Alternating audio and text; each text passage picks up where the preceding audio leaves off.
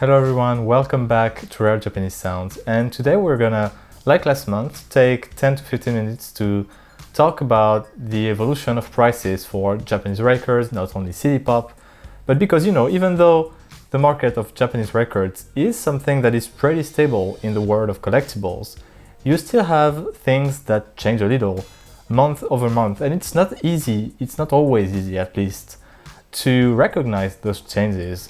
To have the ability to look back and to analyze what's happening right now and what's been happening in terms of price evolution. So like last time, I'm going to take the same skeleton of the structure of the video, but I'm gonna start by talking about the general macro environment that surrounds not just record collecting, but the whole world and how it might affect collecting records, but also microeconomic factors on what's happening inside the world of Japanese record collecting and is that affecting prices.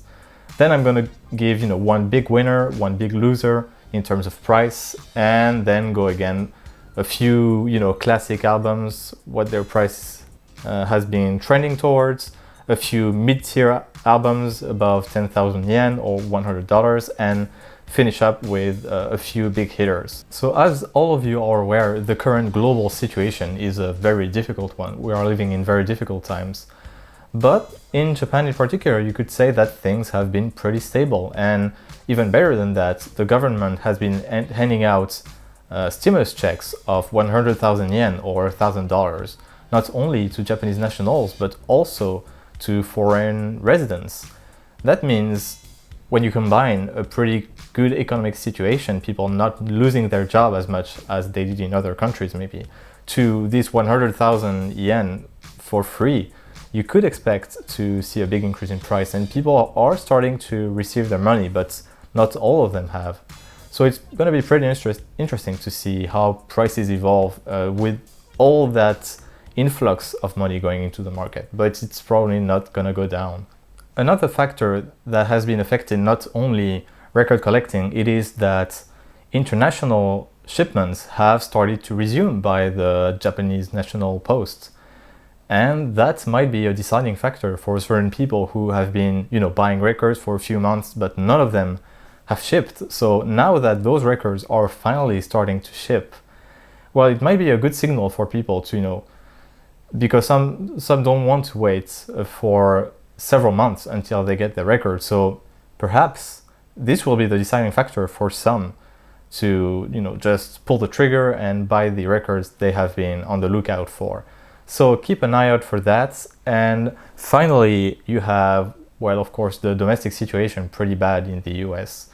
And because of that, there might be a cut on many people spending for hobbies like collecting records. It's very hard to tell because, again, very difficult times, very unique situation in terms of the global economy. Hard to tell, but I would say overall we're not in an environment that's bad for record collecting, just due to the fact that in Japan things are going very strong. Now for more microeconomic factors, what's been happening in the world of Japanese music, you could say that there has been a steady increase of views for Japanese music, at least the ones that are connected to this whole YouTube core universe. And what that means is this is an influx of new listeners because experienced, you would say, people who have been listening to CD pop, Japanese fusion, or ambient music for a while have stopped pretty much listening to the mainstream music, things like Variety or For You. By that time, they probably already have the record or at least the MP3 somewhere. So an increase in view of those mainstream videos means that there is an influx of new listeners, and that's very good for the hobby. It means that those people down the line, of course not all of them, maybe only 5%, maybe even if it's only 1% of all the people listening to For You on YouTube, some of them are going to talk about it to their friends, and even if just 1% of them wants to buy the record, that's still a huge number of people, and continuously starting to listen to that music.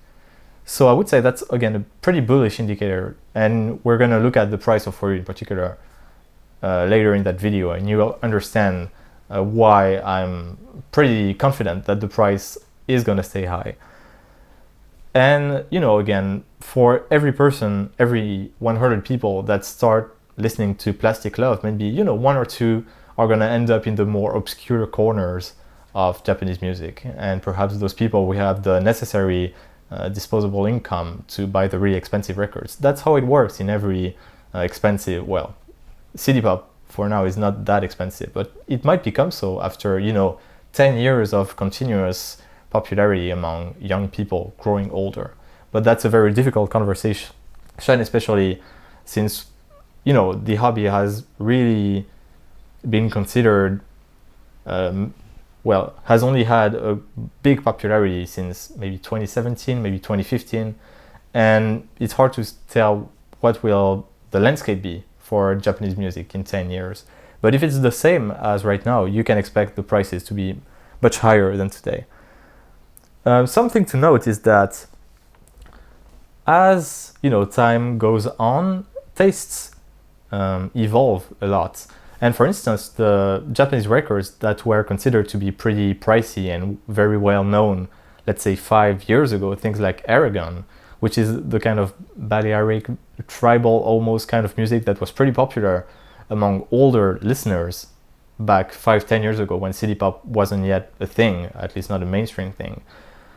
But now that most of those people who are interested have the record or the reissue, and now the big popularity is with different range of music, you start seeing the prices for that kind of record go down. And it can be worrisome to think maybe that's the same is going to happen for the ambient music kind of thing that has become pretty popular starting maybe 2017, 18, and now still going strong in 2020. Again, this is just a conversation that we need to put on hold and look back at in 5 years. But just throwing ideas out there, and maybe you can contribute to the discussion if you have your own opinion. Maybe you have a YouTube channel and you can see that your views on certain types of music videos are going up or down. But remember, those records don't always go up. That's what I'm trying to say. Even though we are in a general situation for the hobby of collecting Japanese records that has been either going up or stable, it's possible that some albums decline in price, and that's what's been happening to things like Aragon. Anyway, one last thing I like to mention before looking at the actual prices of records is that there is a lot of price inertia going on, and especially the higher the price of the album. For 10,000 yen album, you can see some, pretty regular variations and prices that evolve on a general curve. But as the supply goes down and the price goes up, people are generally not very willing to spend a lot above the market price, what's considered to be the market price for the item. And that's even though sometimes the album, the rarity of the album doesn't correspond to its price, and it should be higher given the popularity, the scarcity. So that's one last thing to take into account, especially when we look at the more expensive records on the chopping block for today.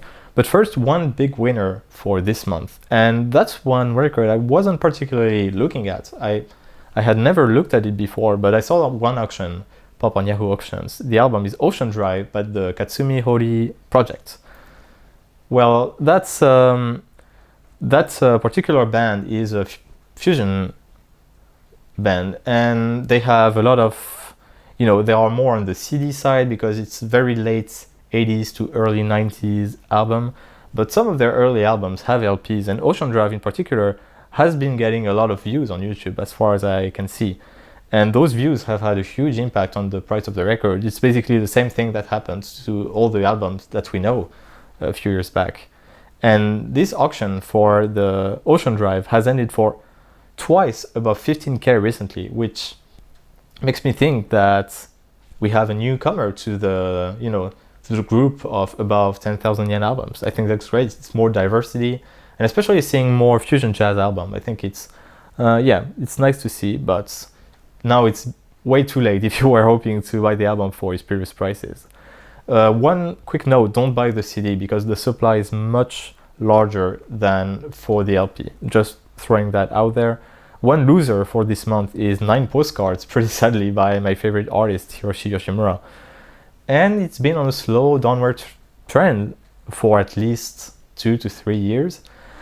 It had seen highs of about 25 to 30k 2 or 3 years back, but now nobody is even paying that kind of price anymore, at least not on Yahoo auctions. And now it struggles to even sell for 22k. I saw one auction and for something like 18 to 19k. So I'm saying it's 100% due to the reissue and not due to the declining popularity of the album, because it is definitely extremely popular. But I guess the reissue has made some people not as willing to buy the original. But I'm saying 10 years down the line, you'll be very glad you paid, maybe it's 3 to 4 times the amount for the original. If you've been, wanting to buy a copy but never find the right time, now is a very good time to get it. Okay, moving on to what I call the blue chips of Japanese records. We have, of course, For You. So since last month, it's been consolidating its 5,000 yen price, and I see that it has been frequently pushing to 8,000, and even the not as near mint copies are slowly, more and more frequently pushing towards 6k, and I think it's gonna stay that way. It's one of the cornerstones of city pop. It's always gonna be, and it was a hugely popular album back then. It's a hugely popular album now. I'm guessing the price is gonna stay for at least a couple of years, but always be careful about maybe some kind of sneak reissue, because many people buying this album are the very mainstream kind, the kind that doesn't pay attention to if it's a reissue or not. So maybe a reissue is coming with a price that is staying that high for so long, but it's hard to tell because there haven't been that many LP reissues of Tatsuro Yamashita. Maybe it's gonna come, and maybe not in the way you expect, we never know. Staying with Mr. Yamashita, we have Spacy still going strong, consolidating strongly above 10,000, and even VG to VG Plus copies are slowly trending towards that 10,000 price point. Because the supply is lower than For You, I'm expecting the price to stay, but again, that's the kind of album for which I'm expecting a reissue at some point, more so than For You. So be careful with that. And the demand also is not as high, so you need to have a continued demand for the album, which might come just to natural people stumbling upon the music on YouTube. But yeah, if you've been wanting to buy it, I would say now is as good of a time as ever. I don't see any signs of a downward trend. Moving on to Variety, no change in price again, but I see less copies. I see more copies that are breaking the 9,000 yen barrier. And it's been happening more recently than before. And I think that's a good indicator that first you have the good copies that move up in price, and then you have all the VG plus VG copies that follow along with the percentages compared to the near mint copies. So we say this is a sign of maybe another price increase, but for that I would need to look at the view statistics on Plastic Love and such. But unfortunately I don't have that kind of data yet. It would be interesting if someone actually has data for how the different videos of city pop have been evolving in terms of view. But YouTube unfortunately doesn't give us access to that type of information as easily as before. Now moving on to the mid-tier albums. For instance, we have Seaside Lovers, which is an album I had bought something like 2 years ago for 10,000, but in a pretty VG Plus condition with the poster, the obi. And I see that especially the good copies, they don't sell for as much as they used to. And some copies are starting to go for barely 10k. Maybe that's a sign of a correction of the price. It's too bad because Seaside Lovers is an excellent album, but the supply isn't that low. So of course, with enough time, you're bound to see just the price declining just because of, if you have the same number of people buying, or going down, because once you have a copy, you don't need another one. But if the supply is still going into those people, just realizing that they have a $100 record in their collection, I'm not too bullish on that one. I would recommend waiting, especially with the recent reissue. You can afford to wait, 6 months, 1 year to see how the price evolves. Again, Awakening, this one is pretty interesting because the price I thought was completely dry, stable, no real movement. But I see that when looking at really the history over the last 5 years, fewer copies are selling below 10K than before. And of course, I grabbed the copy you saw last month for a bit less than 8,500 yen, everything included, and some copies are selling for that range. But those are getting rarer, at least it seems, given the data I have. And I would say maybe it's a sign that, the supply isn't as high as people thought, and with enough demand, you start having a lack of balance in the supply versus demand. Who knows, it might be due for a price increase because it's been the same way for almost 5 years. Another mid-tier album is Lover's Logic by Piper, and for the longest time I thought the album was only worth $50 or something like that. But I saw some copies going for 8K and 12K yen recently. I'm saying Piper albums are getting much more popular due to the, due to the LP reissue of, I think, 3 of the albums, 4. But I think Lover's Logic didn't get a reissue, did it? Please correct me in the comments if I'm wrong, but if not, it would be the explanation why this particular album is going up, at least much more than the others. And now moving on to, the cream of the crop, the top tier albums. And you have Love Trip, which to my great surprise, I actually picked up this copy maybe in February or March. I paid around, exactly actually, 50,000 yen for it, and I thought I overpaid. But I saw 3 copies in approximately VG Plus state last month, selling all for above 55K. And for an album that is this expensive, seeing that amount of sales for higher than what the market price is supposed to be is an extremely good sign to me.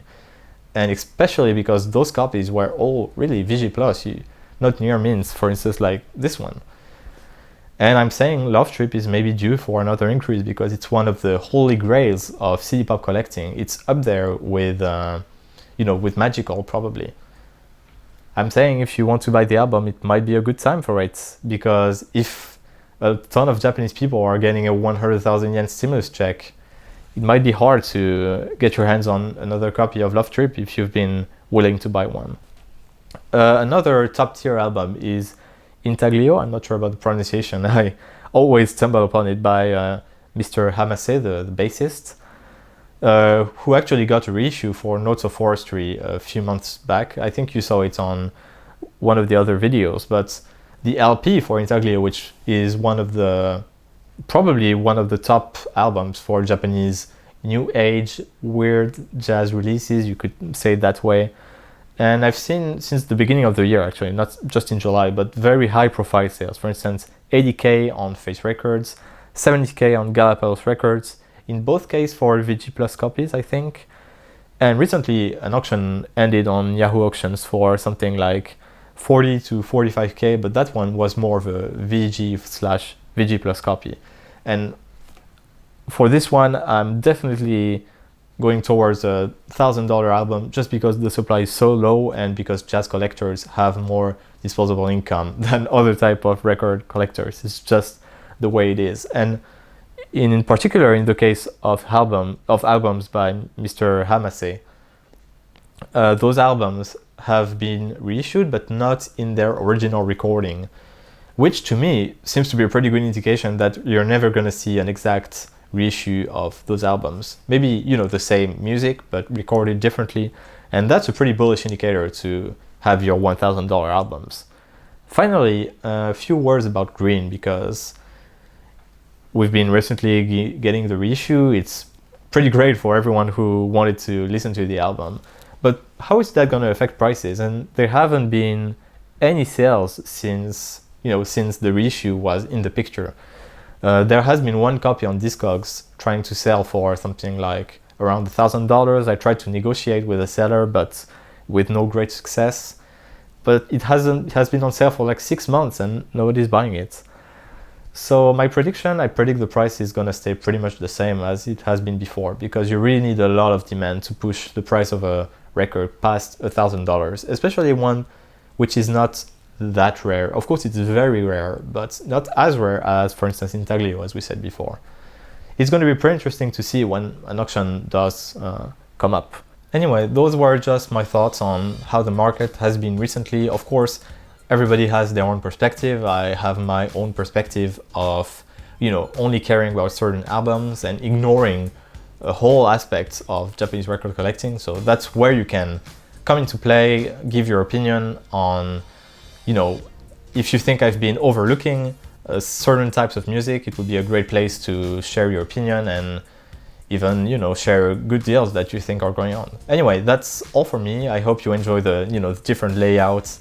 I'm going to probably keep for these more financial videos, quote unquote. Of course, take everything I say with a huge grain of salt, but yeah, hope you've been enjoying the content. Hope to see you soon. That was Rare Japanese Sounds, and until next time, stay tuned.